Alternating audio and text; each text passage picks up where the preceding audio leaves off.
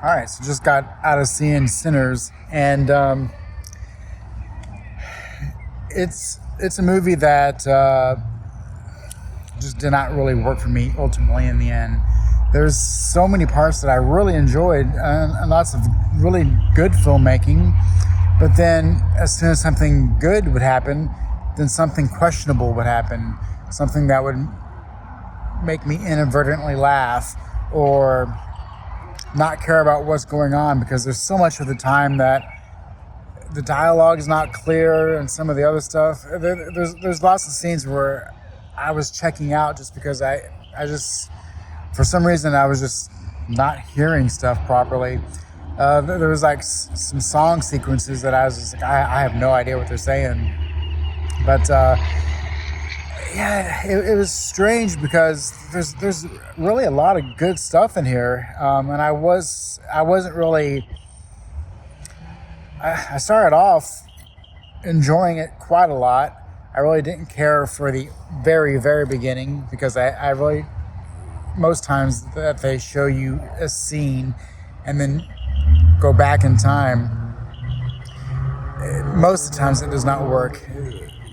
The only way it's going to really work is if it's just if it's making you realize something and making it sense to have it at the very beginning. In this case, it didn't. There was a lot of dumb moments, a lot of times I was questioning what exactly was the motivation of multiple characters. I mean, ultimately, you get the motivation of the brothers, which I guess they're trying to make a joke that they were cousins because it's Michael B. Jordan.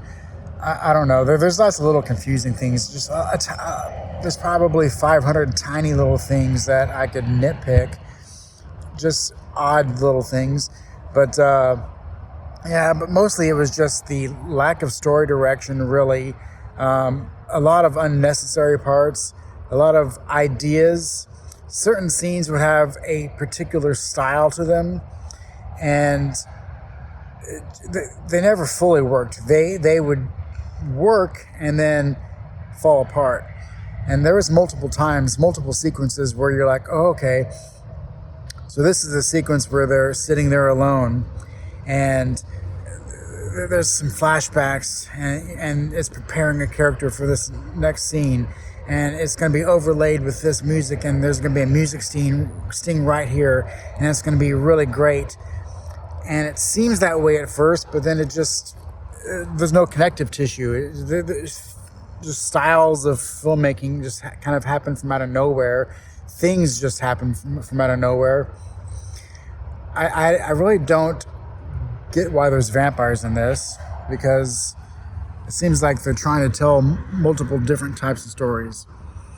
So ultimately, I liked the first part better than the last, and it started off on a pretty good high and then just kind of slowly went down.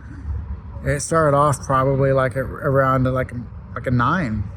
There were some good setups as far as the characters go. It was kind of interesting to see what was being set up, even though, like I said, the longer it went on, you're like, they're really taking a long time to really get to the overall setup of what's happening here, because there's way more attempt at style. It's 75% good style that ultimately falls flat most of the time. And since it's not working in that regards totally, the lack of story becomes really apparent. I would say 45 minutes in is when it started to start dipping pretty quick. And then by the end, I did not like the end. The end was like, okay, this is what really brought it down big time for me. Yeah, I can. There's lots of things I can go on about, but it's not a bad watch, really. There's a lot of really great things that happen, but moments here and there, and a movie that's just gets worse as it goes on. Those good things just do not make up for it. So it's probably like a 5 out of 10, maybe a 6 out of 10, somewhere right around there. Probably it's going to be one of those things that maybe the more I think about it, maybe the more I would rate it lower, but we'll see. But yeah, it's still good enough to watch. Just I wish they would cut out a half an hour. There's a lot that can be cut out. So we'll see. But until the next one, I'll catch you later.